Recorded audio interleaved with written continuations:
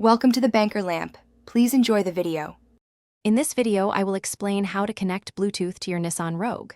First, ensure your vehicle is safely parked. Next, grab your smartphone and turn on its Bluetooth function. Then, on your Rogue's infotainment system, navigate to the Settings or Phone menu.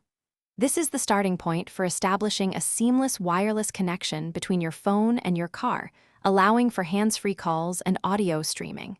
It's a straightforward process. Once in the phone menu, select Connect Device or Add New Device on your car's screen. Your Nissan Rogue will then become discoverable to other Bluetooth devices. Now, on your phone, open your Bluetooth settings and search for available devices. You should see My Car or Nissan Rogue appear in the list. Tap on it to initiate the pairing process. This step links your phone to your vehicle's system. After selecting your car, a 6-digit PIN will be displayed on both your phone and your Rogue's infotainment screen. It's crucial to carefully verify that these two PINs match exactly. Once confirmed, accept the connection prompt on both devices. Your phone should then indicate that it is successfully connected to your Nissan Rogue.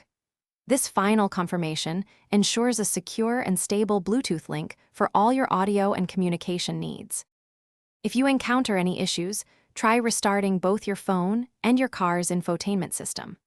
Also, ensure no other devices are currently connected to your Rogue's Bluetooth, as only one can be active for calls at a time, though you can store up to 5 devices. For the best connection, keep your phone within about 3 feet of the infotainment system. These simple tips will help you maintain a reliable and enjoyable hands-free experience. Thanks for watching. If this was helpful, leave a like and consider subscribing. See you next time.